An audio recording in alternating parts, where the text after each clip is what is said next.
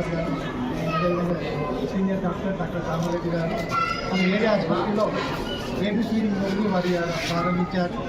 చాలా సంతోషకరము. ఎందుకంటే ఇక్కడ పిల్లలు తీసుకునే తల్లులకు పాలియడానికి సపరేట్ ప్లేస్ లేదు కాబట్టి మన కలెక్టర్ గారి ఆదేశాల మేరకు ఇక్కడ బేబీ ఫీడింగ్ రూమ్ ఈరోజు ప్రారంభించబడింది.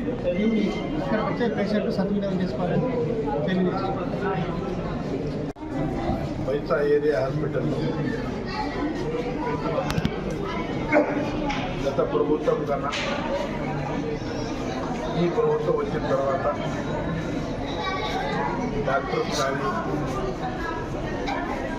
అదేవిధంగా పోస్ట్ గ్రాడ్యుయేట్ డాక్టర్, పీడియాట్రిక్ అనుకోండి, సర్జన్ అనుకోండి, మెడిసిన్ అనుకోండి, ఆర్థోపెడిక్ అనుకోండి, అన్ని విధాలుగా సౌకర్యాలు గత 2 సంవత్సరాల నుంచి మా బడుగు బలైన వర్గాలకు మేము ఇక్కడ వైసా ఏరియా హాస్పిటల్లో మంచి వైద్యము సదుపాయాలు అందిస్తున్నాం. అదేవిధంగా మొన్ననే ఏదైతే అసెంబ్లీ జరిగింది, ఆ అసెంబ్లీలో నేను కూడా క్వశ్చన్ రైజ్ చేసి బేబీ కేర్ సెంటరు, అదేవిధంగా వెంటిలేటర్ మా దగ్గర ఉండి కూడా అది యూజ్ దాకా ఇన్స్టాలేషన్ చేయకుండా అట్లనే పెండింగ్ ఉంది.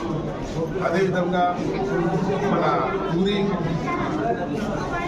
ఎక్స్రే అది కూడా ఇన్స్టాలేషన్ చేయక పెండింగ్ ఉంది. బ్లడ్ బ్యాంక్ ఇక్కడ 4 సంవత్సరాల కింద ఓపెన్ చేసి కూడా ఇన్స్ట్రుమెంట్స్ ఉండగా కూడా ప్లేట్లెట్స్ కానీ ప్లాస్మా కానీ ఇంకా ఎంప్లాయీస్ అవన్నీ ఇన్స్ట్రుమెంట్స్ పెట్టి ఉన్నాయి. నేను అసెంబ్లీలో మాట్లాడిన తర్వాత హెల్త్ మినిస్టర్ గారు త్వరలోనే అది కంప్లీట్ చేస్తానని చెప్పడం జరిగింది.